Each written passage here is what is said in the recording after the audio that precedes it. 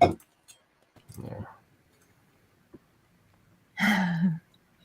What's up, everybody?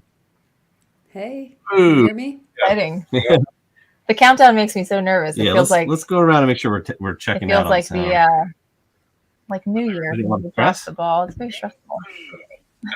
All right, let's. You want to do like quick sound check? Yeah. So I think we all have sound, right? So you can hear me, right? Thumbs up. All right, cool. We're getting it. All right, cool. So welcome everyone to the our next second live panel. I think it's pretty cool that we're. Is it the second or third? I think for lives, I think it's our second, right? All right, I hope so. We're getting it. Second or third, yeah. But so in the Nexus, welcome. Talking about a couple of interesting topics tonight, and I know we definitely said a little bit of Lorcana, but we're not going to go too deep in that. But before we jump in, we'll do our normal intros. It's a little around the room action. Sure. We'll start with the hi. I'm Anthony from MATLAB Games. I'm Francis. Yeah, Francis. Still here, just Francis. So Mike, join us again. Go ahead, Mike. Hey, howdy, Mike. Board Games for One. Focus on solo stuff. All right, Allie. Hi, I'm Allie from the Family Meeple, and I focus a lot on solo and family games. And the breath of fresh air. I like how it's becoming part of your. I haven't changed it that first time of a few weeks ago. So yes, I'm Gary. Coming in from Indianapolis. It's almost Gen Con here in a couple months. So, so I'm a breath of fresh air. I'm saying so many times, it's like a tongue twister. It's wonderful. We definitely love it. Yes, it's good to be here tonight. Good to see you. Glad you embraced it, man. Awesome. Yeah, Allie, we're seeing that somebody said you need to pump up the volume a little bit if you can. Let's see. Oh, it is our third. Wow, it's our third. Yeah. All right. Is that better? That's good. That's good. Hold on, just want to check one thing on the private chat before we jump in. All right, so everybody's in. We're good to go. So let's jump in with our first topic, right? Yeah, sounds good. So we'd like to start off with some newsy stuff. Yeah, we'll do the newsy stuff. We'll go around. We'll touch on some news, what's going on in the hobby. So I think we'll jump in first. We'll talk a little bit about Lorcana, and I have a web page to share, and it's nothing none of you have already seen. And again, we're not going in too deep on this because I don't know. There's not too much to dig into. Really. I'm kind of bored with it anyway. I'm sure you all are. And we'll see where this goes, right? So this is right from Upper Deck, right? About them suing over their stolen game. And my understanding, and I'll give you like my brief understanding of this is basically, I guess, some guy who designed a game for them. Mm-hmm. When they got to the point of them getting ready to start developing and publishing this game, he jumped ship, moved over to Ravensburger, and then sold them that same design, and then they published it under the Disney Lorcana, right? Right. Yeah. Yeah. So yeah, I know. Yeah.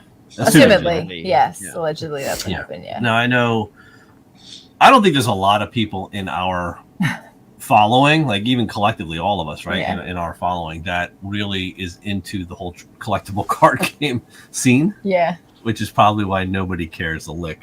Right, but the thing is, it raises some interesting questions because we talk a lot about like intellectual property in our space, and I know we had some conversations about like, well, can you really steal mechanics? Like once you make a mechanic, it's sort of like, here's a thing that I did. It's like, creating a format or creating anything else that is sort of not like you can copy it, but if you put your own spin on it, sort of a foundational kind of thing. So I'm curious. I'm sort of curious to follow it just to see exactly what they're saying was stolen and to what extent other things are kind of like borrowed or built upon or innovated upon in our space. So. Yeah, and we were kind of like jokingly talking about this, and it's like, how successful is a lawsuit like this going to be?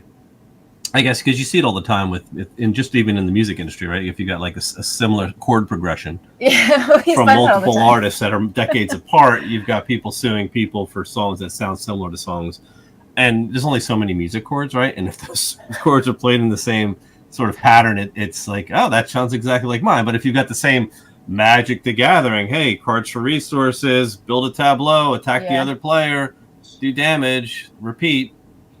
I mean, at some point, these card games are going to start sort of like bastardizing each other. Right. Anyway, I guess my other thing about it is that I kind of feel like it's less about I mean, and I don't know, because I don't know what kind of game was going to be developed with these mechanics and, to begin with. But I also feel like Lorcana is really selling Disney more than it's selling the mechanics. Do you know what I mean? The license, like, it's more about the license. So it's like, is it more about would the any have game or the designer? The designer. Well, no, I just mean lawsuit. The lawsuit. Yeah, is more about the mechanics. But as far as like slapping Disney on something and marketing it, you're going to sell it to everybody who loves Disney anything. So how much of the success, and I can't even say success because it's not even out yet, but if it's successful, how much of that is due to these really great mechanics, or how much of it is due to the IP? Do you know what I mean? Yep. So it'll be an interesting discussion, I think, going forward, just for those. Randall's got an interesting comment. They aren't suing for copyright, but for breach of NDA, from my understanding. So, which is also interesting, because if you're suing for a breach of NDA, like, do you really have sway over whether or not that company goes ahead and publishes the game? You know what I mean? Because I don't know. Yeah. It's NDA against the individual, but it's not really against the game publishing. Right. Publishing the game. I don't know. It's really tricky, and I don't know if it's just a ploy to sort of hinder their launch. Yeah, Disney has no glamour. I'm sure that's a big part of it. Let's not forget. Let's not forget about 13 years ago, Upper Deck was sued by Konami for selling counterfeit Yu-Gi-Oh cards. Oh, really? Oh, yeah. It was they had to settle because they were. I think I remember that. Yeah. They were. So they had a subsidiary. Okay, I guess the Upper Deck is out of Norway. So they had a subsidiary out of Los Angeles or San Diego or something like that. And the subsidiary was basically selling hundreds of thousands of counterfeit Yu-Gi-Oh cards. They ended up settling, I'm guessing, for a few million. And then after that, Upper Deck sued itself. They sued the subsidiary. So, it's interesting. Now they're turning around and suing Ravensburger.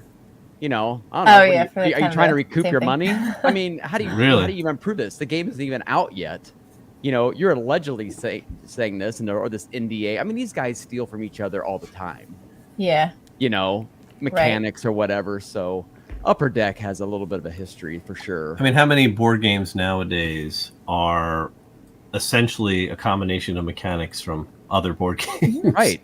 Exactly. I mean, that's just what it is. It's just a retheming, a couple of mashed together mechanics. I mean, I wouldn't say they're all like that. There's a good chunk like that, right? But then there's the ones that stand apart, right? That typically tend to be more popular, right? Just because they're unique.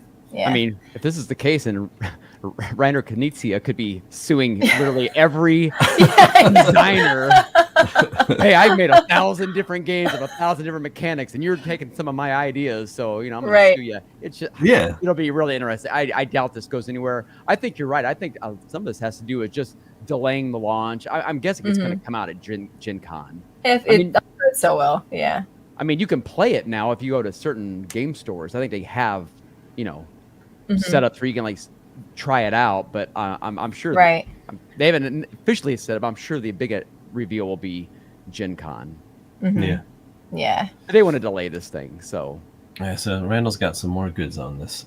So they say they're suing to try and show the design of the game was originally theirs, and now they're accused of copying Lorcana. Yeah, so that's going to be tough. That's going to be real tough to prove, I think, in this industry. Yeah, for sure. But yeah, anybody have anything else they want to say on that topic? I think it's interesting that it's like the Magic the Gathering people, I guess, who are complaining about this. I didn't really look too much into it. Right. But to me, people who are buying Magic the Gathering are not the same people who are going to buy Lorcana. That was kind of my point. Yeah. Why did they care? Yeah, I don't see them buying this Disney branded one. I could see my kids getting into it. I know we've talked about that before. Like, my kids are probably the target audience. Like, they already buy Pokemon cards, even though they don't even play the game. But everybody at school has Pokemon cards, so they have to have them. Yeah. And I feel like Lorcana is going to be the same thing. It's just Disney themed, so you're targeting younger audiences or probably millennials who are, still in love with their Disney childhoods and that kind of thing. It's not really the same target audience. But it's interesting that it's an NDA violation. So is it that he had the rights to this design reverted back to him, and he just wasn't supposed to go and publish it with anyone else for a set period of time, and he violated that? Or what was the actual contract he had with Upper Deck? Right. Because like a lot of times we work with, like I work in the publishing industry for my day job. And so we work a lot with copyright and then authors getting the rights back to their works and then what they can do with it at that point. So that's my question. Like, does the designer have the rights to the content, to the actual design of the game? And if so, then why couldn't he go to another company? Like, it's weird to me. Yeah. Well, it's a good question maybe I know Matt's in the chat, but if any of their publishers have some information on like how that usually works. So like when you have a designer that is creating a game for you, or you're buying that, I mean, it's not like a license, but like you're buying that design. Are you giving over all the rights or some of the rights, or some of those ever given back? How does that work? So it's very interesting to me too. Whole thing. Wasn't it too long ago, like Magic the Gathering? Who puts that out? I'm drawing a blank. Magic the Gathering? Yeah, who makes that? Is it White Wizard? What? I don't know. Yeah, I think so. Anyways, something like that. Somebody knows. Yeah. That's how much we all play Magic, right? Right, exactly. Wizards of the Coast. There was I think Wizards of the Coast, yeah. Maybe. Wizards of the Coast. They got on everybody a few years back. It may have been like when Epic the card game came out, and some of those other ones. Right. And like you can't use the word tap. Oh yeah. Remember that whole thing? Like that's our thing. Yeah. So it was like, okay, fine, rest it. I don't know. It's the same. Well, it's that's why Fantasy Flight tap. coined exhaust. That's their thing. Exhaust. So exhaust and tap. It's the same thing. It's so dumb. Yeah, I guess like copywriting a phrase versus in a mechanic is different, right? I guess you can do that. Right. Yeah, very so interesting. Silly. So it is very, very silly. It's like a lot of greed, I think, and not a lot of space for people to just be creative and make good games. So I think that's bad when they start doing that. Yeah. All right, so we can move on to it. Move on. More news. So what other news is going on? Well, what's interesting, and we'll talk about this for 2 seconds, but literally 2 seconds. Literally 2 seconds. So we talked about the Quackalope thing 2 weeks ago, right? Oh, yeah. And so he's back tomorrow. That's why I'm bringing that up. I just saw the date in my computer. Yeah, so like that was the whole thing, right? He did this live. Well, not live, but it was pre-recorded. Is in Israel. He did his apology, right? And I think that's really what there was a lot of love and hate on both sides of that. And basically said he was coming back on the 12th, right? Was it? Yeah. And he would do his live stream to, I'm assuming, answer questions and sort of finally take a public stance on what happened. Yeah. So. Well, I'm very interested to see how that pans out. I like opinions around the table. What do you guys think? Do you think this will blow over and become a nothing burger, or do you think it's going to continue to his channel will continue to be tarnished by this? Put it that way. I can't help to think that it won't. It can't not be tarnished, at least for the short term interim. Right here, with all this. It's con season, so a lot of new games and stuff are coming out. But, I mean, I was just looking here. I mean, I see he's lost over 5,000 subs overall. I mean, who's going to show up for it? I mean, or just to come to see if anything new comes out of it. I mean, I think we know what we know. Mm-hmm. Right. And I don't know. It'd be really interesting to see how the live stream goes. I'm curious. I would love to see maybe a pivot. Like I know he was talking about maybe doing like a pivot in the channel. Mm-hmm. It would be nice to see where that might go and, turn away from a lot of the hypey, clickbaity kind of stuff. Maybe. I think it's going to blow over in the sense that like people are going to move on. Nobody's going to talk about it anymore. But just like when a content creator leaves the space, it's like, oh my gosh, they left the space. And then nobody talks about it. Somebody else comes in and fills your void. Yeah. That's exactly what happened to us. Like when we take breaks and stuff, that's it. Like people forget about you. Yeah. Like for as much work and stuff as you put in, and especially in a case like this where you if you lose a lot of that loyalty, it's like, how long are you going to be able to stick around if you're not getting the attention and the feedback maybe that you're used to getting? I know for me personally, if we dropped like that for some reason and all of a sudden 20 people or 100 people or whatever the ratio would be for us were watching our videos, I would kind of feel like, well, what's really my impact anymore? And is this worth doing? Especially when he's at a point in his life where I would hope he's also starting to pivot into a marriage, potentially a family, and all of those things change the way that you do content creation. At least it has for us as we've gone through those life things. So I think it'll be interesting. I wish him the best. I hope that, everything works out, as I always hope everything works out for everybody. but yeah, I don't think it's going to be like newsworthy, but I am getting my popcorn ready for tomorrow. Yeah. I think there's going to be a lot of personally. I think CR Pool, thank you. There's going to be a lot of trolling in that feed. There's no doubt. So somebody needs to moderate hardcore. And I'll be honest with you, like, if you look at he's had a whole schedule of videos popping out every day, right? Like that's their thing. They must have prepped a ton of videos and content before he left, just so that every day they could put a new one out, right? And if you go into those videos and you look at the commentary, the interaction has gone significantly down. They're actively deleting any negative comments in those videos. Like every single and they said that they were troll comment they've deleted. So they must be doing a lot of work, because I mean, they're going in as soon as one pops up, it's gone, right? It's quick. They're managing the heck out of it. They aren't touching the comments like that in his apology video, which is surprising, because it's that's like the dumpster. It's like 90+% bad comments. Like it's just troll, like just bad stuff. I mean, I haven't seen stuff that bad like ever. Like it's pretty bad. And yeah, go ahead. I mean, I don't know. I mean, it's been about 2 weeks, 3 weeks since all of that. All right, we all know what's happened, right? Yeah. We all have seen the apology video. We've all seen all that. Why would you put yourself through another that is my thing. Like I would if I was like his PR person, I would just be like no, just don't do it. Just do your thing, do your content, make your let it be what it is. Do your pivot exactly, and just move on. You've already lost 5,000 people. There's no reason to reignite it. Right.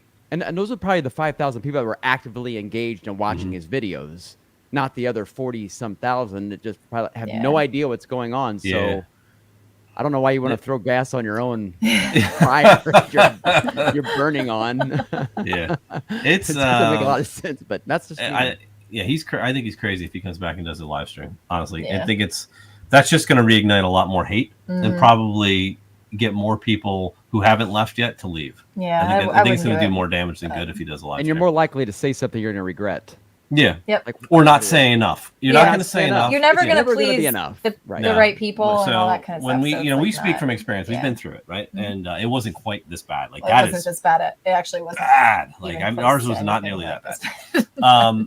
And his best bet is to just pretend it didn't happen and just start doing content like it never happened, as if, okay, this is what I'm doing. Yeah. His only problem is he's so dependent on money to continue to do this that his Patreon took a hit. You can look at where he was, where he is. He took a huge, like a financial hit. He lost patrons, and that's where it cuts you, right? The view counts are down.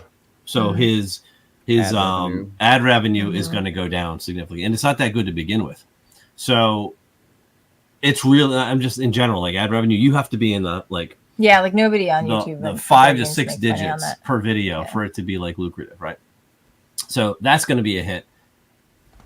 And if that's what you're solely relying on for your income, and now you've also got your publishers who are no longer going to want to pay you because it's bad press.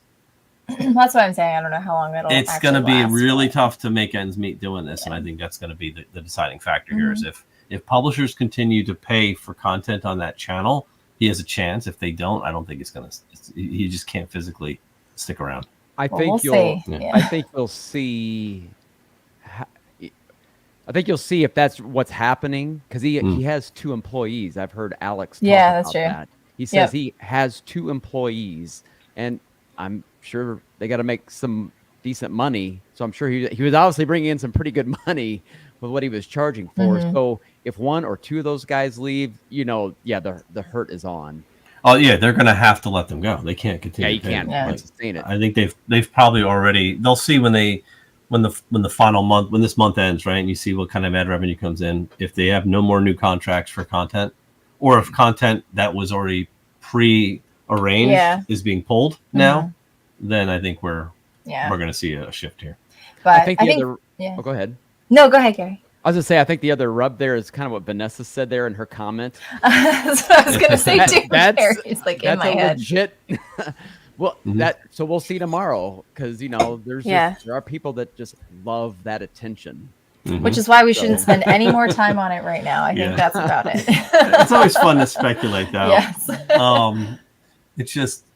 It's nice not to be the target of these things, to be quite honest, because it's a bad place to be. I feel bad for them. I do. But I think some of it's self-inflicted. You know what I mean? Like, it's what happens when you do this stuff. So, all right. So enough on that. Yes. Let's start the topic at hand. So, it's an exciting one. Don't know if it's kind of cryptic, right? Is it cryptic? A little bit. Well, yeah, because of course it is, right? So why don't you go ahead and explain what it means, and then we'll go around. So much time on the little tile to say what I want to say. Yeah. Anyway, so we were having an interesting discussion. This was actually kind of sparked by Allie amongst ourselves a couple of weeks ago, and we were talking about board game shame. And I think it was I'll pass it over to Allie after I give this little front porch. But we were noticing that a lot of people were talking about how they introduce games to other people, and how there's always this weird conversation about like somebody learns that you enjoy board gaming, and how do you respond to that? So it's like you're at work and you're all sharing some weird fact about yourself, and you're like, well, let's play board games, and people are like, oh, like Monopoly, that's always how the conversation goes. And you're always like, how do you respond to that? So if you're watching this right now, I want you to think back to like the most recent interaction that you had. And is it like, do you come out of it with a like, oh no, like board games are so cool, and this is what I do, and that's what I do, and here's my favorite one? Or is it more of a like, how do I explain this to somebody that doesn't know what's going on? And how do I make it not sound weird? And I think that word weird was kind of the one that Allie got kind of picked up on in a post on Facebook or somewhere. So I'll kick it off to you, Allie, and you can let us know your thoughts on this and kick off the whole chat here. Yeah, so I think, like you said, the conversation sort of sparked off of a article that was reposted in a Facebook group about don't make me play your weird board games.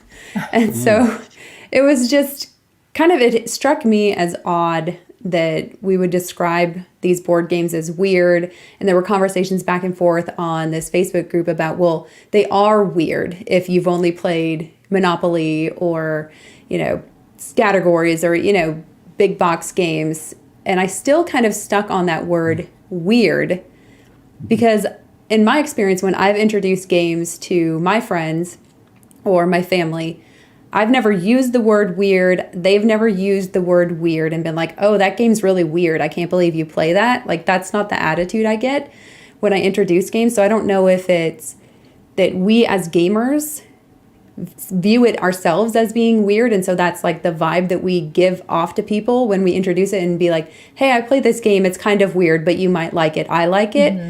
And that's just not the way that I ever approach things in using words like that. I really want more people to be exposed to the hobby, and maybe that's another topic for conversation of do we want more people in the hobby? Is that a good thing? Is that a bad thing?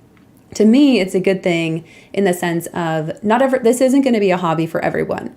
I'm sure most of you guys know that like this is not a hobby that my husband enjoys. He doesn't play games with us basically ever. I can usually convince him when we have one of our couple friends comes over, and then he'll join in, so it's a 4-player game. But like if our other friend, the husband, doesn't play, then like the wife and I will just play. So Michelle and I will play 2-player, and the boys will go do something else. But it's okay that he doesn't like games, but the more people that you introduce to it and share your love for the hobby, they may find something that they really enjoy within this hobby.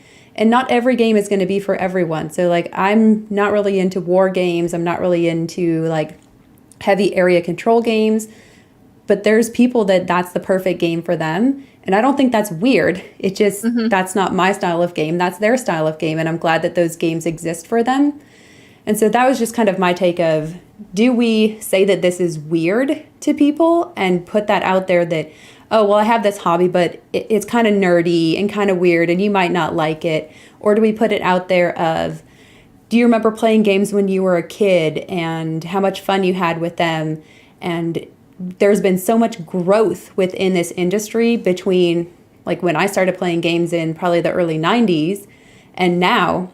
So going from playing like as a kid, Ask Xandar and Sweet Valley High and like Mall Madness, right? And you'd see, yeah. And like you'd see, yeah. And you'd see commercials for these like all the time. So when you're watching TV on cable as a kid before we had the internet, we could just skip commercials.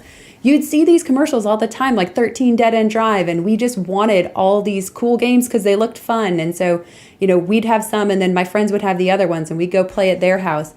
And so even as a kid, like this was a hobby that I enjoyed. And if that's your frame of reference is the last time you saw a board game advertised to like the general public was 13 Dead End Drive and Monopoly and Battleship and Connect 4, there's been so much growth in the hobby since then. I find it strange that we don't advertise it, that you don't see advertisements for like Carcassonne or even Catan. You don't see advertisements for Catan or Wingspan or these popular games that are getting people into the hobby. The only way you get to know about these games is by finding someone who's in the hobby already who introduces them to you. Every single one of my friends has bought Azul. After I taught it to them, they went out and bought it.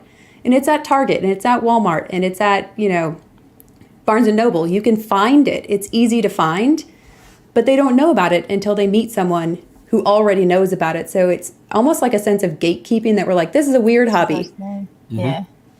Yeah. So yeah, I love that. That's my take. And with the funny part, like what I thought was so interesting about this when we were chatting about it is like, and I know like not people don't like the word gatekeeping and stuff, but at the same time, that really is how it feels because it's like we do have this niche of we're hobby gamers and there's a little sense of elitism and a little sense of like, this is my thing. And maybe I don't want everybody else into it because it's my thing, you know, among folks, you know what I mean? But at the same time, like we kind of say, well, there's no advertisements and there's no, like, we're not really drawing people into the hobby when we on this panel, except for Gary, but even Gary, are all in a position really to do that. So I guess I'm curious, like as content creators too, like how do you flood that into your daily life and get people, maybe not like get people into the hobby, but how do you talk about the hobby or expose the hobby? And maybe what could we be doing more from a content creator perspective to kind of open it up and make it less weird? Because I think at this point, and I know this just coming into hobby gaming as an adult, like I played all the same games like Allie played, but it wasn't until like I met Anthony that there's like, oh, there's this whole world of board games. Like, I'm like, how did I not know about this? Exactly. You know what I mean? And it's like, why is that the case? That's what I was like, come check them out. They're all in the back of my van. He's like, well, because we would play like Scrabble, and I think we played like 100 games of Scrabble, and he was finally like, okay, do you want to play a real board game? You got to set the bait. And he's like, it's in the trunk of my car. Let me go get it. I'm like, okay. Yeah. So Mike, like, you raise your hand. Got really big. That's like the bat signal. Your face. We made you big. Green. You've got front stage. Yeah. So I like what you. So piggybacking off that with Ali and with Francis there. So about you were saying, Francis, about so what do you do about that to make more people aware? Because I don't consider it a weird. I don't consider it a hobby, I guess. So I might be totally off base there. It's something I enjoy doing. So I've never thought of myself as being in a hobby ever in anything. So that's kind of new to me to even think of it that way. I never thought of it as a weird thing, but I did. So the reason I ever wanted to make a channel, and I'm not successful with this yet, but I'm not giving up on it, is because I saw there was, particularly for solo board games, which takes it a level weirder, if we're going to say weird, when you tell people, what do you do? Well, I like playing board games. Weird. Okay. Well, I like playing board games all by myself. Like... Weird, right? So that's a different conversation to have to tackle. But the reason I wanted to even make a channel on it was because the solo board gaming that I actually liked doesn't seem to match what's usually thought of. So I went through a campaign phase, but I don't actually do a lot of campaigns. I don't do living card games. I like the Rococos and the Obsessions and all these, beautiful types of games. And I like them for solo. But then I also like very gateway, entry level that you start with, you find it at Target and all that. So I was like, what if you focus on that and you dream about it, and YouTube, you figure out the algorithm and it sends it out to new people, and new people find it, and they find this gateway type game, and then they're like, oh, there's even more like it, and they go deeper and deeper. That was kind of the dream of it, and I hope that does happen, because I think the idea of it as a hobby is good, but there's more people that I don't think it would feel weird or shamey or anything if it was well, you can go really deep into it, and that's great. That's a lot of fun. Mm-hmm. But there's so many that you can enjoy it. Just have 5-10 board games out there, and if you have a family to play with, that's fantastic. And if you enjoy it by yourself, it's a video game that's tactile on your table. Do you watch TV alone? Yes. Is that strange? I don't think so. Do you play video games alone? Yes. It's called an AI. I just like it to be physical. It ends up making sense anyway. Yeah, right. No, it's such a good point. Yeah. And I think it kind of this conversation goes in two different ways, right? So you've got how do you get people into the hobby, and how do you kind of explain it? And it's I run into this every time I get a new job and I interact with new people. They always ask what your hobbies are, right? Like, oh, what do you do for fun, right? That always comes up at some point, and then you're having to face that challenge by answering it in a way that you're like, all right, am I in the mood to really go down this rabbit hole right now with these people, or do I want to just be like, I don't really do anything, I just spend time with my kids. But but when you do have the time and you want to sit there and okay, I've got 10 minutes, I can go down this hole. I play board games, and like, oh, okay. And then, they go down the whole list of Monopoly and all that stuff.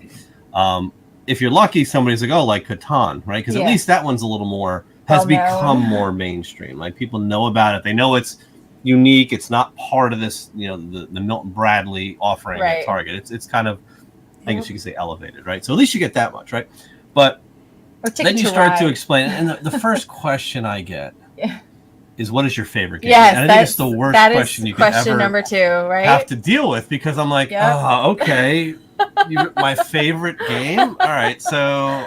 It's I can't talk to board gamers about this. And I can be like, okay, my favorite game is if that day I'm like, all right, it's Mage Knight. We'll say it, because I really like Mage Knight, right? So, all right, it's Mage Knight. And then all of a sudden they're like, oh, well, tell me about that. And I'm like, oh, man, this is the worst 10 minutes ever, because now I've got to explain to you what Mage Knight is.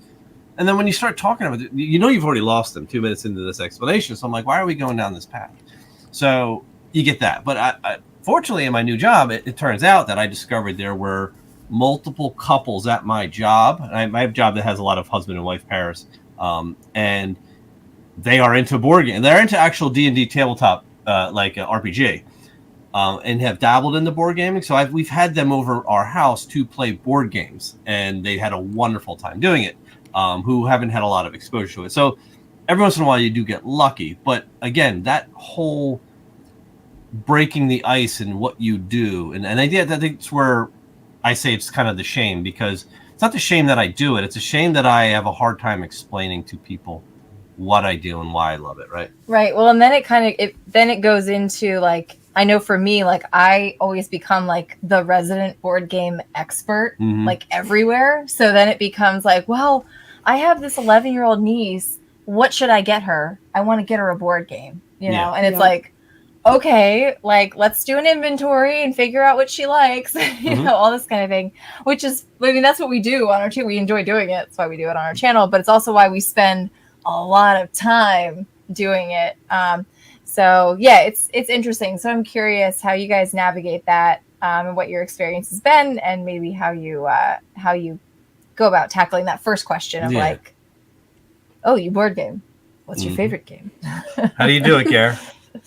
Well, I usually start off with Lacerda with them, and it's always a good soft opener. Nice solid entry game to explain to them.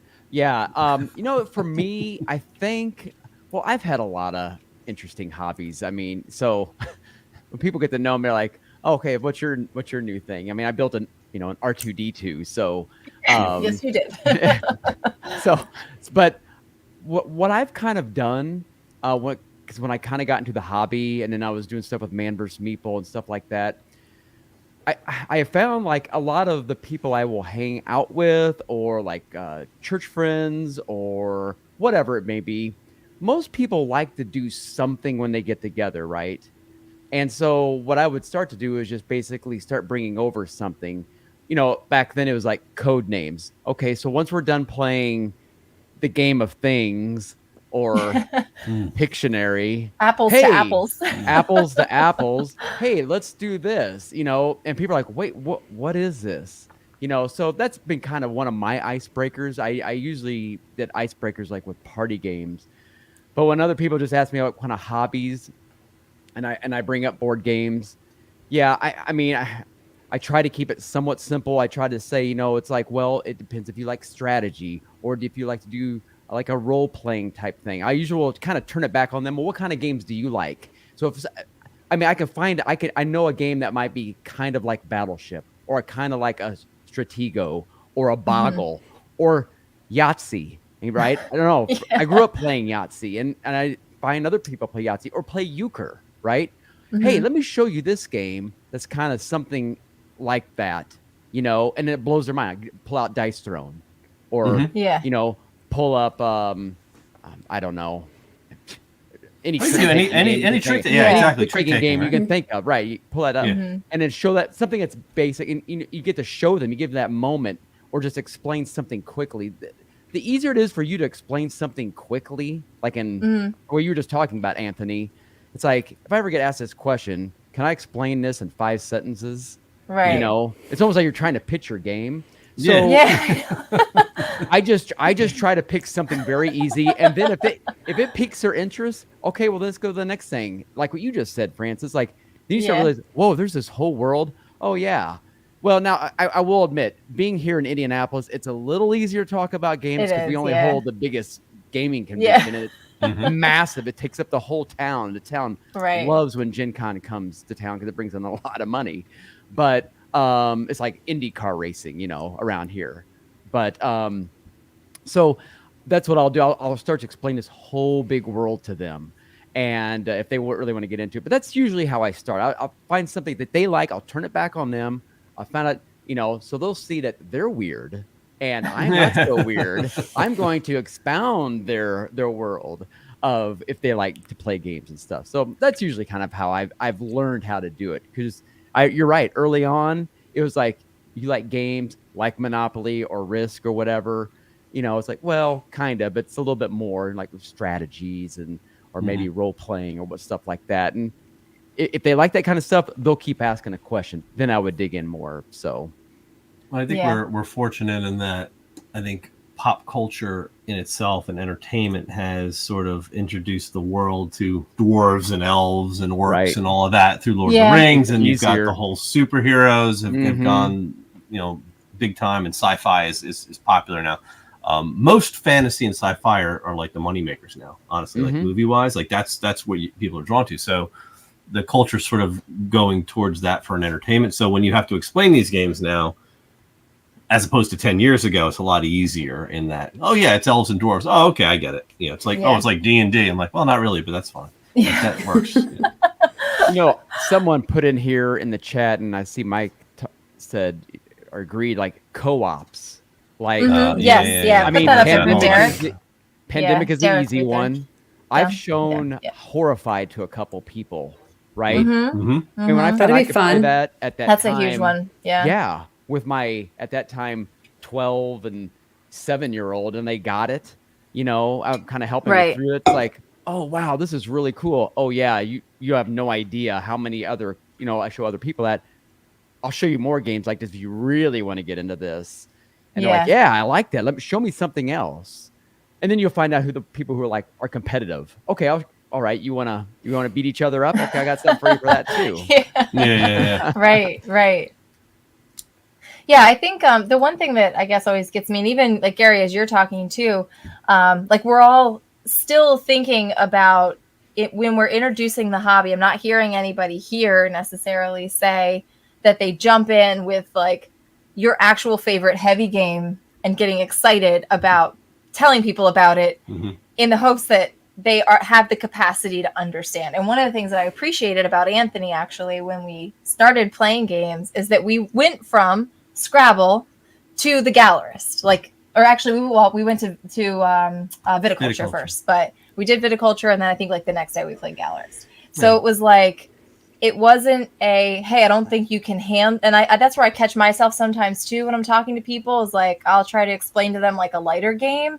But I'm like, if somebody were explaining this game to me before I knew what board gaming was, I would just be like, okay, well, King of Tokyo, okay, that sounds great. Like, maybe we'll play with the kids one day. Like, you know what I mean?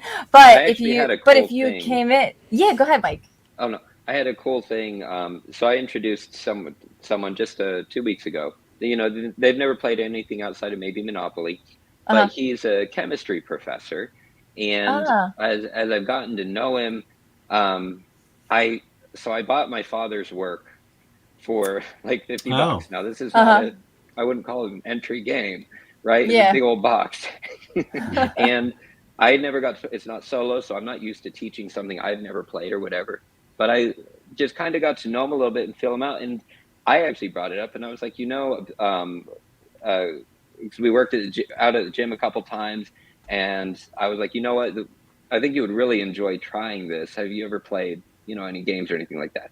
And he was like, yeah, I mean, I like the idea. I don't know anything about it. So he thought, all the way up to coming over, he thought he was coming to play a video game. I guess I never clarified what was going on. But because it was the right person, we opened up my father's work. I read the instruction manual. This is as far as I got.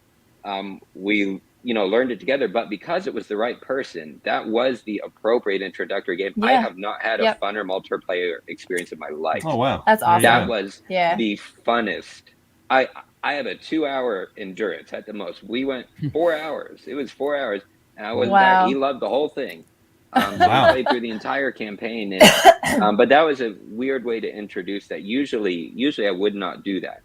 But if I had probably gone with something gateway with the wrong person, that also can be kind of like you could lose them. Yeah, it's like a knowing your audience almost, I guess. Yeah. Which is why I thought. And someone Vanessa said that, like, good. Yeah. Right. The nerdy things are way more mainstream. There really isn't. It's, I mean, Marvel's all over the movies and all that. I'm a DC guy, sorry, but. It's all over the place. Geeky is, Final Fantasy is no longer like the shameful thing. Geek culture is, accepted. So fully. Yeah, we had a couple come over from my work who, hadn't played a lot of games, and so they had no idea. They're like, you tell us what you want to play, pick a game. And I know they're big Star Wars fans, big Marvel fans, so I was like, all right, let's do Outer Rim. Yeah. Like, we actually, Outer Rim's one we pull out a lot. Yeah. And they had on my table. Yeah. Is it? Yes. They had a blast. So it's a great game. Yeah. Like, it's just because it's like, do what you want. Like, there's no rules. Just like, it's so basic. Just go be a bounty hunter or go transport, like contracts. And you can kind of like teach it as you play, but it's not super light. It's still got strategy. Yeah. And if you're a Star Wars fan, it's got all the lore right there. So it's there's a lot of them out there. It's just, again, you said knowing your audience, and I think that's key. So and not being shamey about it. Yeah, don't be shameful. So I did it wrong though. Yeah. I did it wrong just to counter that, since I was a success. So I tried when I started entering into this, I wanted to introduce my friends to it. So I had a couple over, very good friends. They saw the Honey Buzz. It looked beautiful. I was like, well, I can start them on Honey Buzz. Whoops.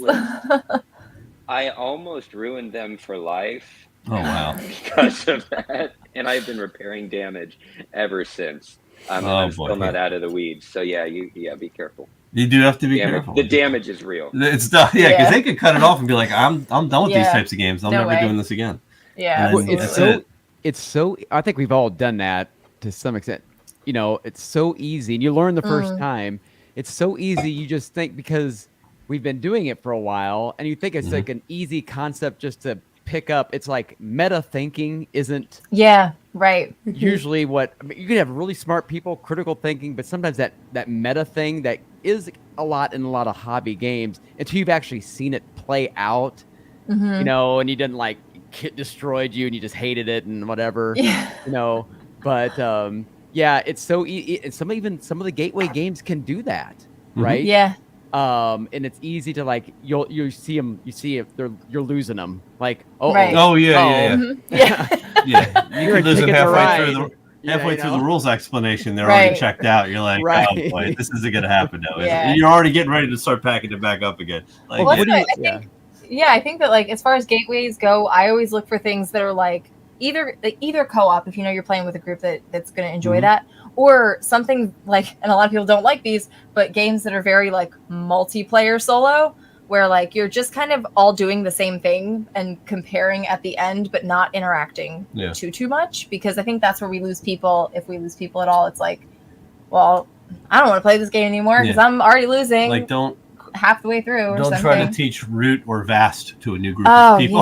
Where like, all right, let me teach you for the first 30 minutes, and then I'll have to teach you how to play, and then you how to play your characters. And I'll be like, or just never teach that game anyways. So that's don't ever. That's us. We don't. Not teach a fan, that one. but you know, it's just we got rid of ours a while ago. So I guess the second part of this conversation too, and while we're on this, if you're in the chat, let us know like what game got you into gaming. We want to hear that, and we want to also hear maybe how you talk to other people about your hobby, and if you've experienced that same, maybe awkward, maybe exciting, depending on who you are, conversation about like what do you do for your hobbies, like board gaming. But the second part of this really is like that idea of like, are we as gamers gatekeeping? Potentially, like intentionally, maybe like subconsciously, because we like that it's kind of a niche thing that is ours a little bit, or you know, should we be doing more to grow the hobby? Is that a bad thing? Is it a good thing? Like, what are your thoughts on all this? Because I will say we got into a very heated discussion about this on our private chat, so we're curious. Well, personally, I mean, I'm all for more, because you know it's always fun to play with more people and you kind of see what their likes are. Because I think like with all of us, I mean, to an extent, there's going to be some games like, no, I'm just not going to play that. I just don't care for that. But I think most of us here are pretty eclectic. Like, I'll sit down and play it. If you see somebody that gets interested or trying to get into it and stuff, I'll play it with you. You know, and we'll try to work through this and everything. So I like when people are trying something new, and because like, okay, maybe there's another potential person I might want to play games like in a bigger group setting or something. I've never been personally just kind of one like, no, we're going to keep them out, put them over there, because those are kind of things like, you know. But there are people like that. You'll see that even in at you know, it can get very cliquey and all that kind of stuff. But that's why places like, well, you see it at Walmart or Target are putting out like these bigger games. And I have been in Target and seen people like they're picking up Wingspan or their Pandemic or something, and they're like, I don't know, and then they'll walk over and look at like something like, you know, I don't know, Uno, and just fine if you want to play that. But there's been people like, they're like, have you ever played this or whatever? Like, so there's how this game goes, you know, and they're like, oh, well, that sounds kind of interesting. And usually what I try to do to help people with that, friends or whoever, or even people I've been working with at work, or like clients that I have, and we start talking about it. Hey, here's a video. Watch this video first. It'll see, so you can see what it looks like. And if it's something you like, then there's another video that teaches you how to play.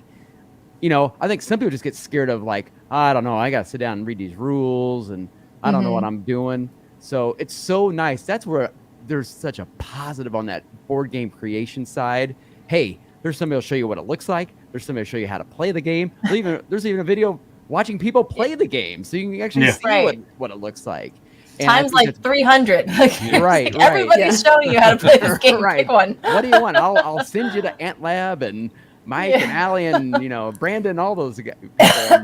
You see how this plays out. So that's kind of where I'm in. I'm all about like, hey, the more the merrier. Yep. All right, Allie, what do you got?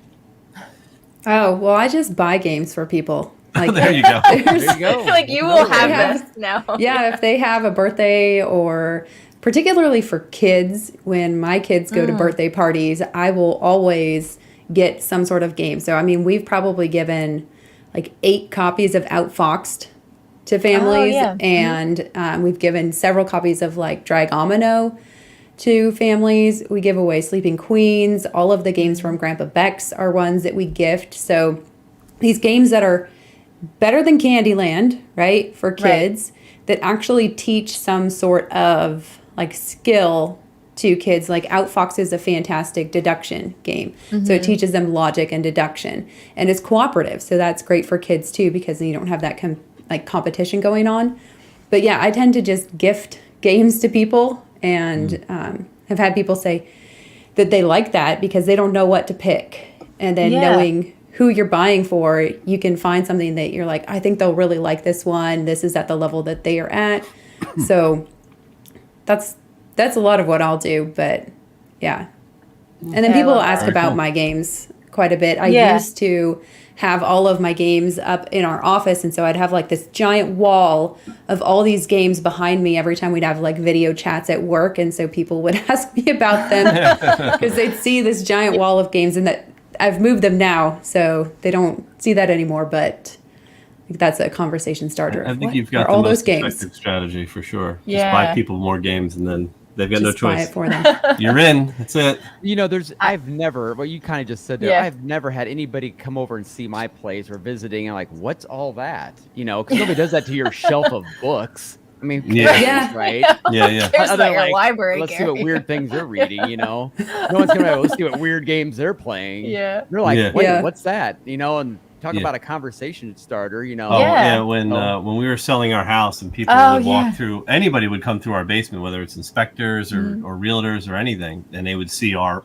600 games on multiple shelves. They were just like, wow, that looks like, awesome. Like they would just get so like excited about it. It was like the water treatment girl came on behalf of the water treatment company the one day, and she was like, I forget what she said. She played Elder Scrolls, I guess on the video PC game or something, video game. Yeah, Elder so Scrolls. She saw that we had Elder Scrolls, the board game, and also some other, some of the other like PC like ports, like the video game ports. Assassin's Creed. And she's like, this is awesome. Like, what is you mean? You like it's not like a video game at all. Like you just like, I'm like, yeah, it's like pieces and books and like it's like the whole narrative story, and you just play through it. And she was like totally into it. She actually was like, after she did our water test, she just stood there, was like looking through our library of games for like 20 minutes. Like, so we passed. Like, what's going on? I don't really care about my water test here. Yeah, but could have thrown down a game in that time. I know.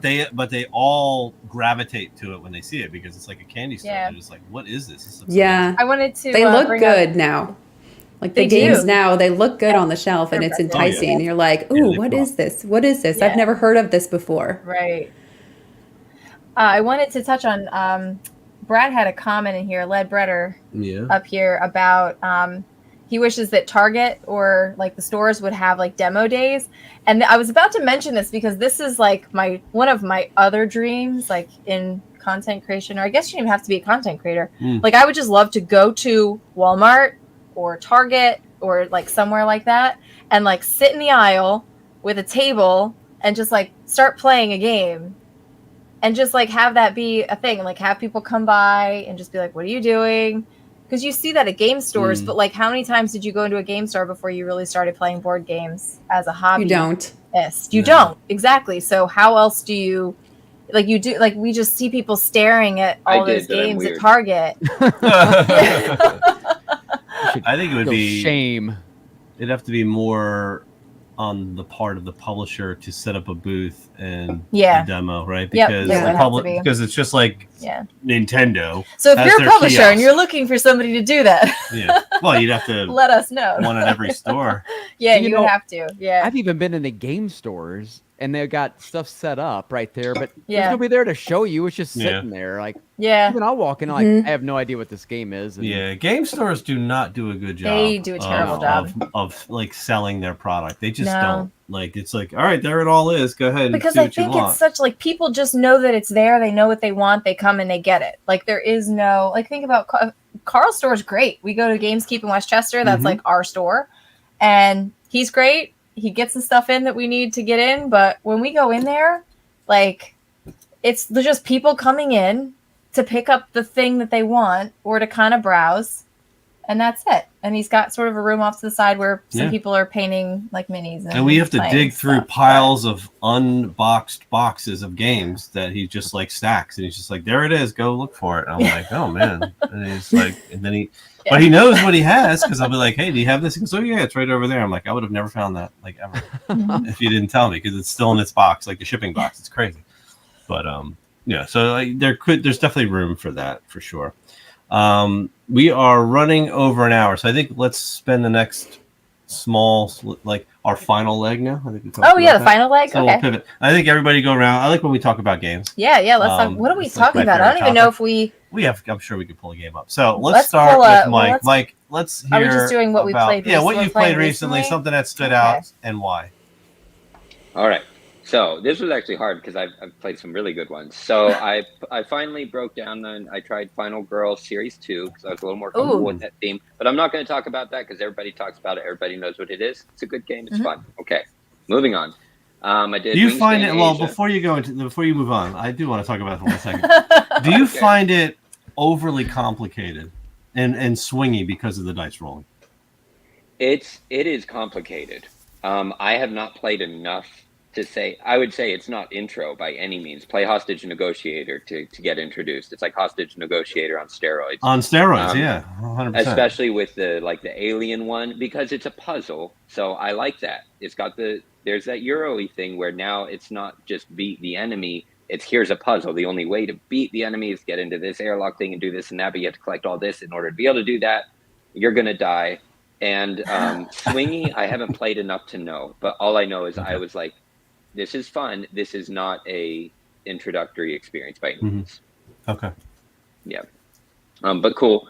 Wingspan Asia, I'm not going to talk about either, but I finally played it. Oops. I finally played it. There you go. And I love that it is, I love that it's a standalone. So if you want to buy solo and you want to pay $35 instead of $60 for Wingspan, wonderful. A little worried for newer people because if you only buy Wingspan Asia, you have to play solo in duet mode, which multiplayer, they have a tutorial card. It's great. Solo, they don't. And that solo card to learn to read it for beginners or, middle area, it's going to make you dizzy. But I loved it. But so that was kind of a little bit of a concern there because I love the idea of $35 for Wingspan. I just think that's fantastic. But the one I wanted to talk about was actually not solo, is my father's work. Oh, okay. Oh my goodness. Has anybody played this? No. I have not. I'm aware of it. Yeah. Okay, so I didn't have to pay for it. I ended up having credit, so it was like $45 because it had a dent in the box. I don't care. I love dented boxes. Yes. So this is only 2 to 4 players. It doesn't have solo mode. That makes me sad, but I play multiplayer games too, and I feature them sometimes as well. So my father's work is a worker placement game. That's all it is. You have your workers in basically a Frankenstein lab in the middle of Transylvania in the 19th century. And you have a series of workers. You start out with a limited amount. You can increase them. You place them in locations, either in a laboratory or in a village, and you take an action that it says there. That's it. So it is not super hard to learn. The instruction manual was easy to read. It does come with an app. The app carries the story, so it's a semi-campaign in that it is a story, but it's like a Euro masked as a campaign, a worker placement masked underneath a campaign, which is like my dream. You give me Rococo and you throw in like a love story. Okay. I'm happy forever. Yeah. But anyway, so this kind of did that. And but what's cool is each of you are working against each other, but you share a village. So you have private laboratories, but you share a village, and the village is that style like Spirit Island now, where we see it's a book that you flip to change the scene. Well, so you start in this basic village, and you make decisions, and you affect each other's decisions that either upgrade or downgrade the village. You either get creepy, and you earn these things called creepies, which made me so happy because that's just fun to say. You get creepy. You get creepy, and if you get super creepy, the villagers won't work with you anymore. So your worker placement gets hindered. And then there's like a mob. If you get super creepy and you run into the mob marker, well, then you can't go in the village at all. And you can affect each other that way. So you can upgrade, downgrade. I won't talk more about it, but it was a fantastic experience. So there's, I think, 3 story campaigns. So we did one. I will absolutely be doing the others. Oh, that's awesome, man. I'm glad to hear you say that, because I've heard the name of the game, and I've heard certain people talk about it, and because of that association, I thought it was like something I wouldn't really be into, kind of big box thing. Yeah, but that sounds really interesting. Because the hype channels are talking about. The tokens are beautiful. Like it's gold, it's metal coins, and your little potion things are little glasses. Oh, that's neat. So, the gears are little metal gears. So again, I got it ding and dent, so it was $45. But no, it's at its heart, it's a worker placement game that uses an app to tell a story. Your decisions affect what sort of things you have for your workers in the next stage of the game. You play over 3 generations, and there's like 4 rounds for each generation, so a 12 round game. Okay, cool. You've sold us on it. Nice. Yeah, I hope I don't sell you wrong. We'll try to get the ding and dent version just in case. Yeah. All right. Absolutely. Cool. Thanks for that, Mike. That was great. Allie, what are you playing? Oh, so I have not been playing a ton lately because last week was my youngest daughter's dance recital. So she had stuff every single day, like midway through the day, plus swim. So I think I'm probably 10 hours short at work from last week as it is. So I didn't do a lot of playing, but I've been working through my current 10x5 solo challenge. And the one that I've been enjoying a lot is Woodcraft. So it's the most recent game from Vladimir Sushi, and it's over here on my shelf. You can probably see it. It was right there. But so he owns the copyright on rondelles, right? Yeah, I think so. Sure. At least action selection rondelles. Yeah. But it's been a lot of fun. I actually upgraded my copy with little blueberries, like the berries in Everdell, but they're blueberries that I ordered from, I think they came from China or somewhere in Asia. I don't even know. They're Etsy. So I upgraded my copy, and I've got these little blueberries, and you actually have quite a few. So you'll have like 10, 12, 15 of these little blueberries stored up at sometimes in your turns. But it's, as a solo game, it's really tight, like most of Sushi's games are, where you can't waste any of your turns, because you play over 14 rounds, and in those 14 rounds you will select one of the action tiles on the wheel and take that action, and that's basically your whole turn. So you get 14 actions total throughout the game, unless you have these little lantern tokens that you can spend, and they're pretty hard to come by. So you might get 1 or 2 probably during the game that you can spend, and then you get to take an extra action. But you're looking at 14 to 16 total actions for the game. Wow. And so it's just really fun, kind of like a puzzle of which action do I want to pick this turn? How do I make sure that I've planned ahead for several turns to fill these contracts cards that you're getting? And when do you take more contract cards? Because you have to time it with the way that the round track works, because after so many rounds, you'll have like an interim scoring and income phase. And when you hit those phases, your contracts move down, and so they're worth less, and you can actually get penalized if it moves down and you haven't finished it. So your customers expect you to actually fill their orders in a timely manner, which, surprise. So it's this whole puzzle of like, when do I get more contracts? Because I have to be able to fill them before it slides down. And I don't want to have any left at the end that I haven't fulfilled, because then it moves down even further. You actually get penalized on your reputation track if you have any you haven't finished. And that reputation track tells you how much you're going to score for your completed contract. So at the beginning, your contracts, even if they're completed, score you nothing. And so you have to move up this reputation track in order to actually score points for the contracts at the end. And so it's a lot of fun, and there's lots of different strategies that you can go towards. Like you can work on upgrading your workshop so that you have all of these different abilities of like adding pip values to your dice, or being able to cut or slice more of your dice and split them. Being able to like glue dice together and create larger pieces of wood so that you can fulfill these contracts. Yeah. But it's fairly simple from like a learning perspective, because I think there's only like maybe 8 different actions that you can take on these little tiles. And so once you learn what the actions are, it's just a matter of puzzling out when to do each of them. And in the solo mode, you have an AI deck. There's not really an AI opponent. It's just this little deck of cards that you flip it over so that some of those action tiles get moved at the end of each of your turns. So it's not stagnant where things aren't moving like they would in a multiplayer game. So they'll move things around, and then they'll also move up on the reputation track and take some of the bonuses for getting to reputation points first. So there's a little bit of a race there that you still have with the solo mode. But it's just been really enjoyable. I have liked playing that one quite a bit, and I'm excited to play some more for that one. So Woodcraft is the one that I've been playing recently. Awesome. It sounds like, I think I've asked you before how it compares to Underwater Cities, but the way the interim scoring and everything works, does it feel kind of like that similar pressure of like, I have very limited time to do what I need to do?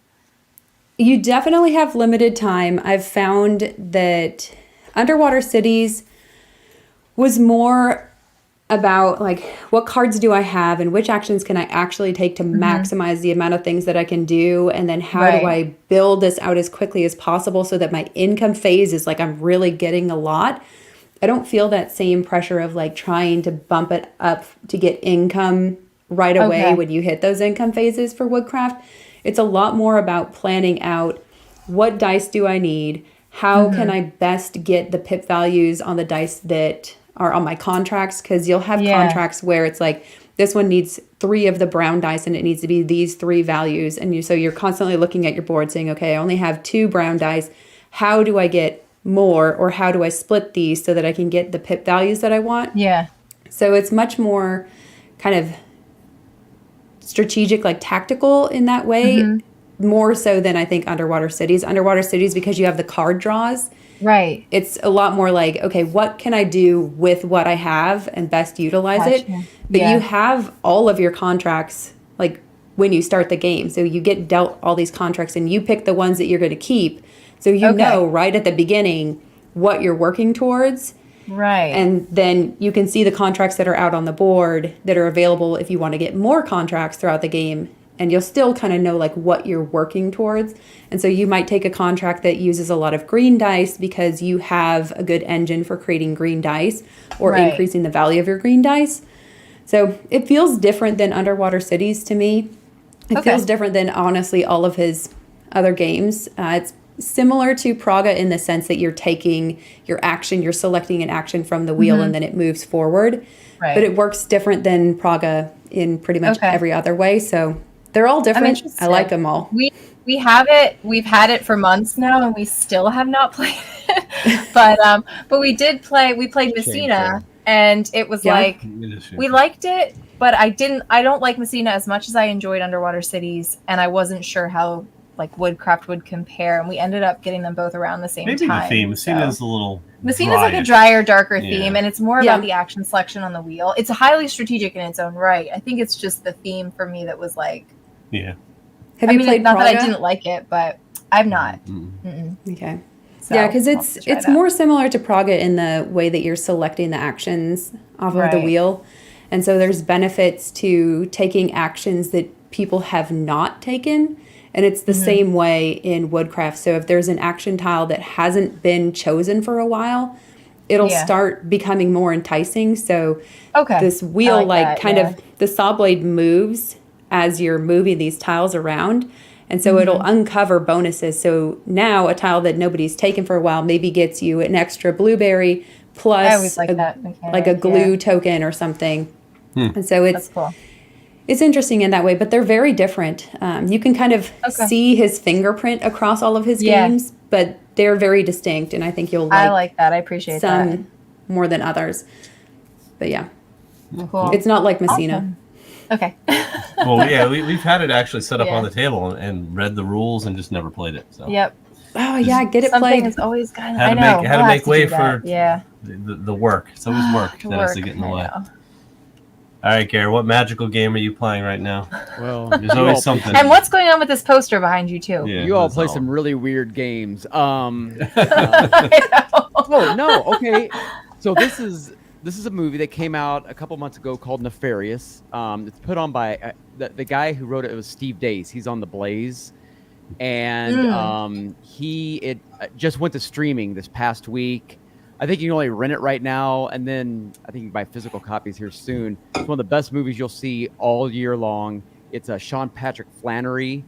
It's basically like Christian psychological thriller, basically. Oh. So it's basically it's so well done, and yeah, I mean, basically it is his take on marrying The Exorcist and the Screw Tape Letters. If like they had a baby, that's what Nefarious is. And it's basically nearly the whole movie is between a psychologist and this serial killer in a room together, and it is this back and forth almost the whole movie, and it is phenomenal. I got the poster because I love the movie so much. It's in fact like, you know, way Hollywood does, unless it's a movie they want everybody to see, they're just not going to pump your movie. Well, it just went on rental or streaming this past week, and is one of the top 5 movies on YouTube, Google, Apple TV to rent. I mean, it's up there with Spider-Man. The Spider-Verse is already out to rent. Oh, wow. It's up there with that. So it's doing really well. So it's definitely worth your, a viewing. So after we play Woodcraft. Yeah. I mean, it's a lower, it's a lower budget. It only had a couple $1 million to make it, but it's just, it's in your mind. So it's very, very good. So yeah. Cool. Okay. What games I'm playing? Let's see. I played Heat recently, which, man, I love that game. I've got to. I really wanted to get with a few people and play like the circuit stuff. It's crazy. These people are making boards of real tracks and doing their own thing. And you can print these out. Like go to FedEx office and have them printed out, or put it on a poster board like from Walmart and print it out and everything. So played Heat, played Earth. Earth is just good. It's just a good game. Good. It's just a solid game. I understand people have some issues with it, maybe with themes or whatever. I'm not the biggest nature theme. I'm kind of over that too myself, but it just plays so well. There's so many cards. It's just, I know. It makes you really think. But the two big games I've probably the two main games I've played most recently is 51st State. Finally busted that out. That is a really good game. It's an older game, man. Played it. It is an older game. It's got some legs on it, yeah. It does. It is. It's not simple. I mean, it's easy to play, but it's not as complex as I guess I should say. It's just really solid, tight resource management, and boy, the games go fast. I mean, you're about 4 or 5 rounds, maybe max, before you have to finish that game. So it's a marriage between Imperial settlers and like Mad Max. Yeah, basically. Yeah. Apocalyptic. Yeah. That's really what it is. Yeah. It's like it plays just like Imperial Settlers. Yeah. Then let's see. And then this past weekend, Julie and I, we played Splendor Duel, and I thought, well, that might be a game she might like to try and play. And it is pretty easy, but I tell you, there's a little bit of meat on that game. Really? Like it's not hard. It's just very tight in terms of your gems, and I mean you're like, okay, I'm gonna collect some gems, I'm gonna build some a jewel thing, and that's gonna give me on the card, that's gonna have another gem I can use later on to you kind of build your little tableau. But there is this kind of push and pull of how you're taking these gems, and you're like, wait a minute, boy, I hope she doesn't take that one because I really want that one. There's a way to reserve a card. But and you're trying to build up your gems, and then a new card will come out like, ooh, maybe I should go for that one. And it's just like, oh, I got to stick with my plan. I got to stay in my lane here because you're going to be all over the place. But that is I've never been a big Splendor fan, but Splendor Duel is solid. I was curious about that. It's really good. You mentioned that you were going to buy that. I think last time we talked, you were like, I'm going to get this and introduce you to Julie. And I always like when they take these games and like make them specifically for two, because you know that, or at least you hope that the interaction is going to be at the right pace, and like it's going to be, you know, it's going to be good for two. So I'm glad to hear that. Is there a lot of take that in it, or is it more like I'm building my tableau, you're building mine? I'm trying to compare it against like a Jaipur. Jaipur can be kind of take thatty. I hate Jaipur. Yeah, I'm not the biggest fan of Jaipur, but you know, I played it very take daddy with her, so she won't play it ever. He flooded the market with camels. Tell me about a game I never wanted. I would have, if he introduced me to that, I'd be like, board gaming is the worst. Yeah. Take your games and go. Yeah, she did. You weirdo. You weirdo with your weird camel game. Yeah, I think it killed it for her. There is a take that mechanism where basically you can reserve a card. So there's 3 levels of cards. Each level it takes more gems to build that whatever. Well, maybe you've got a little engine going like, ooh, I want to build that better, that real nice jewel later on. So I'm going to reserve that, and you can only reserve up to 3. And all your gems are public information, so they can see yours. You can see them, so you can kind of see what's going on. But here's the thing: there's always 10 cards out there. So, and it's just 2 players. So even though they may take one you really wanted, there's going to be another one you can want. Like, okay, I may have to wait a little extra here to get some gems. But I really didn't find it that much. So there is some take that, but it's very mild. I mean, you could, if you got 2 people who really know what they're doing, I can see her get a little cutthroat. But even then, it's just a race to the finish. So that's cool. Yeah. I really liked it. It was a solid game. It's a small box. So there's a lot packed in there in a small box. So I liked it. Cool. Yeah. Very cool. Very cool. Awesome. So what are we going to talk about? Talk about a few things. You know what I want to talk about. Yeah, like we've been busy doing content that we committed to doing content. Like we call it work content, but it's unpaid work. So it's still really committed, but it's work because we have dates to meet. We've got filming to do, and we've got to get it out by a certain time and have it be a certain way. So we've done coverage of a number of different games, which basically takes precedence of us playing other games, right? So because you have to go in the order of what's being asked, and one of them we really enjoyed, and we just filmed it. We talk about inventions. Yeah, inventions. Yeah. So that's the new Lacerda.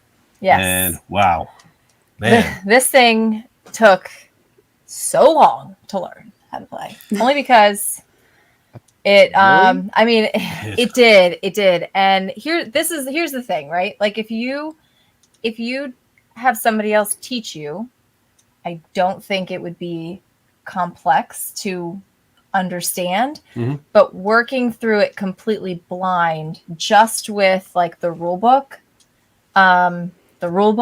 that's like, included, still being tweaked, still being worked on, not changing mechanics, but changing the wording of things, and so things it's like more that. clear. So it's like understandable is always makes things a little bit more complicated for people that are just picking it up, so like more or less blind, right? There's always things, even in like Vital's games, there's always something that like we're asking a question about or just clarifying to make sure we get it right, because those actually, we enjoy them so much, but they are also very stressful to create content for, because we do want to get it right, because we know that like we're going to film this thing for like 2.5 hours. And if we have misunderstood a rule or something, it's going to come across wrong. We do not keep those videos up. So like we want to make sure it's right and everything. So we spent a really long time just like going through the rules, playing it, setting it up, like playing it a little couple of rounds, going back, reading the rules again, coming back to the table, playing it again. For about 2 weeks. For like literally. 2 weeks. That was the game like on the since we got the game, that's really what we've been play doing. around, walk away, read the rule book again, go back, play and reset it, play another round, learn a change, go back, reset it. Question ourselves about everything. Email questions. I email Vidal. We get answers. He gives her the answers. We play it again. Like it's literally for a week plus doing that. So we finally filmed a full playthrough, 2.5 hours, and it's a really heavy game, really good, enjoyable, chunky, thick game. Yeah. And it's really about your civilization's creating invention. So it's not like a through the ages type thing necessarily. You are going through ages, but they're like eras or epochs. Yeah. But you're actually civilizations trying to all contribute ideas to create inventions to then share those inventions with the world, and that's how you're making your ingenuity points, and that's what you're going towards. And there's like 10 different actions you can take in the forum, and like 10 different actions that all consist of about 4 or 5 different steps, right, which can then spin into additional actions on your turn. And that was, I think, when we were getting into it at first, it was like you're getting used to the iconography, and you're getting used to understanding the actions you can take, but then those actions chain onto other actions that you also have to understand the effect of. So when you're planning your turn, you're sitting there going like, okay, I'm going to play this out. And then you realize as you're learning the game, and this is just a learning thing, as you get to like the end of the second part of your action, you're like, oh, well, I can't do that. And it's not really worth it for me to do that because I've only got X number of actions in the entire game. So I'm just going to back that up and do something else. Those executive actions. Yeah, executive actions. They're called chain actions. Yeah, and he's done it a little bit differently in this one. He limits them. And I will say, I feel a little bit more at liberty to talk about our experience with this one on this forum, because they have, Eagle Griffin has made it public on Tabletopia. You can go play it if you want to go like figure out how it works and go play it for yourself and make your own decisions about this. But so it's out there, like nothing's really secret. But yeah, it's very strategic, but it's also like you have to kind of know the actions in and out in order to really play to the best of your ability. So you've got the core is really these 10 actions, but they're broken up into 5 forums. And then you have 3 markers that you're going to use in each round. And if you place your marker in one of the forums that contains 2 actions, you can't take the other action until that marker comes off, which is the next round. So you're always thinking, as always in Lacerda's games, there are 1,000 different ways to get done what you want to get done, but you have to know where to go to get those things done in the most efficient way. Yeah. So you're dealing with that. You have your own private tableau where you have this tile placement mechanic where you have goals at the end of the game, really, that are could be to have a certain arrangement of tiles. Those tiles let you, they come in 3 different types. You can flip them for actions. Some of them are like passive actions, the culture tokens. Some of them are just end game points. So there's a lot of ways to kind of get done what you need to get done. But it was a bear to learn just because of us. Now, when you guys go out and learn a game, you're going to have a really great playthrough. Yeah, you'll just watch the video and be like, that doesn't look very hard. Our good friend Paul Grogan at Gaming Rules is doing the official how to play as he always does. And I'm sure that will be helpful too. But yeah, it's one of those like content creator things where you're just like, okay, nobody's sitting here and teaching me this, so I've got to make sure I'm doing it. Yeah, like we don't get taught. We have to learn. So if it's just a playthrough and not a tutorial, why not keep the mistakes video just because we're picky, because we're perfectionists, number 1. Number 2, because I don't like constantly getting comments about how trash this video is because you guys did everything wrong in it. Yeah, even which if we put lot. Comments on it telling you that, or notes or anything like that, nobody cares, and they trash it. Well, and I don't want to have a video out there that's that misleading to people playing the game, because even though it's not meant to be a rules video, we say it. People still use it. They use it that way, and we kind of just hold ourselves to that standard. I mean, when we have videos out there that have rules mistakes, obviously, and we do annotate sometimes, but when it's something like this, that it could really change the way that the game plays, we take it down. I think we screwed up our end game scoring on this one. Yeah, we noted it. Made a little mistake, but we noted it. You don't score a ton during the game. No, you don't. It's a lot of it. Like you have goal cards, and that's where most half your points are during the game. Less than half your points are probably during the game, and more than and another 55+% of it is at the end of the game. Is your final scoring, and the final scoring is like you check 3 things, and that's it. Yeah, and it's done. And the game, you only have 13 turns in the entire game. That's it. It's 4 rounds, 6 rounds, but 4 full action rounds. Right. So it goes like it could go fast, but your turn could be like 3 different consecutive actions that consist of multiple steps. So your turn can be epic. Yeah. So, yeah. I'll be interested to see how this one does. I mean, and this is going because I haven't played his last few, so it's just purely observational. Yeah. but it feels like he's kind of hit a ceiling a little bit. I mean, Gallerus was amazing. I thought Lisboa I liked Lisboa. I haven't played Kanban. I know Kanban's really good. Vinos is pretty good. Then you had On Mars, pretty divisive. On the people that played it.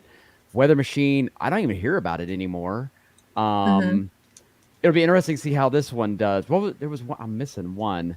Weather Machine? On CO2. Oh, yeah. Weather Machine, CO2 On Mars. Maybe those are just the themes of them. I'm the On Mars fan. I'm the divisive. Yeah. I loved On Mars. It's the one I can't crack. Yeah, I'm not good at it. I don't have the strategy down, but I really love because what I love about Vital's games in general is that it's always so limiting, and you really have to it's almost like a puzzle you have to play perfectly or you just do terribly. And on Mars is one I haven't cracked. The when to stay on the planet, when to go into space, how to make all that work. And then the expansions that came out for it were pretty cool too, because they added some different ways that you can play the game, but haven't gotten it to the table enough. But that one was one of my favorites. CO2, I think we played like once. Escape Plan. And it was kind of like Escape Plan. I forgot about that one. Escape Plan was good too. That was very different. Yeah, that was an example of this one that Pastor Dave wanted to play. Yeah, he does. Our pastor wanted to play it. We're like, he wanted to play it. He's like, well, this one looks really fun. And we're like, well, we're gonna play Splendor Duel first. No, we ended up. Him and his wife came over, and we ended up actually playing Space Base. Yeah, we played Space. And they really enjoyed that one. So okay, that's a fun one. So we know how to Space. I would have tear you up a little bit. Yeah, so we'll go up in the increments of difficulty at some point. But so we So that was on the table for a while. Right now we have Stalker on the table. Now this is the next Awaken Realms game. It's very looks like it's a tactical sort of post-apocalyptic Chernobylian. Where's the type stuff? Stealth game? No, what do you do with the stuff? Oh, there's this giant case. Yeah, it came in this huge crazy prototype box. Like they're very good at their marketing. So like even their minis for this prototype, right? If you think about it, it comes with all these minis, and these are top quality. They're all dipped as well, so they're all shaded perfectly. It's like they take very good care of what they do. Yeah, it came in this, by the way. It came in this box. Yeah, came to our house one day. Like go like this.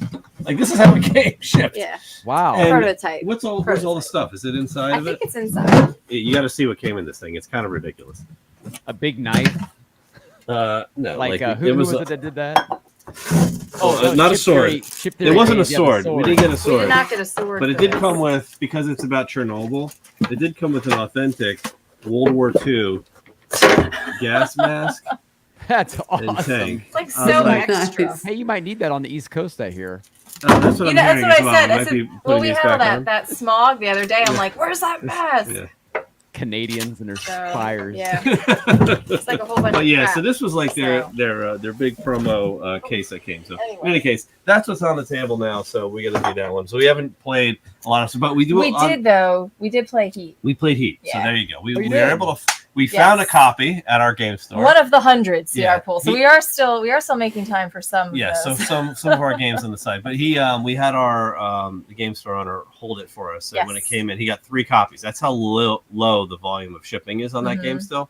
Literally 3 copies. He had to check to make sure none were being held. So I'm like, okay, I hope this is worth it. So we did play a full game of it with the Heat. So we had the full 6 cars going with the deck going, and we didn't do any of the other add-ons though. We just wanted to get the core mechanics, and it was pretty fun. We had a good time with it. It as you start to play more, it gets easier to learn what you're doing, and it moves more like a racing game should be. So that was enjoyable. It was enjoyable. I want to play it with more people. I mean, we'll see. We're gonna play it and review it and all that kind of stuff. I want to get a couple more plays of it. I would like to play the other tracks. I find myself thinking about like other maps. Like I'm like you were saying, people are making their own maps, and I'm like, oh, wouldn't it be cool if they did this? Like, Oh yeah, she like. I had all these couple of ideas about how we like could mechanically. I think more mechanically things, it's pretty sound. It's fun. It's like this push and it pull feels type like you're thing. racing, But like the way they did it with the cards. It's just remembering those sort of little. I call them like clunky rules, but it's like, okay, if you're the 5th or 6th player to go, you get to go one extra space and reduce one heat, or you get to, if you stop here, you get to draft, or you can push ahead and pay a heat and get another space. Like there's a lot of those. And then when a 2-player game, you're like, we played with the other, like with the AI, like with the other cars too, and they do stay with you, so it's a pretty smart system. But you do have to kind of also manage that. I just think it would be an extra layer of fun to play with more people when you're actually trying to like, oh, I'm gonna race you, and like, oh, you're gonna get around me, and all that stuff. Yeah. So when you start adding in the upgrades, like the garage. Okay. The garage. That's what I want to do. The weather stuff, like because these tracks are, in real life are humongous, so it might be. I don't know, a little rain at one end of the track, but it's not on the others. So it's that kind of adds a really neat little fun thing to it. Yep. No, so it was fun. No, Matt, there were no MREs, thankfully, in that box. I've eaten my share, and I will never eat them again.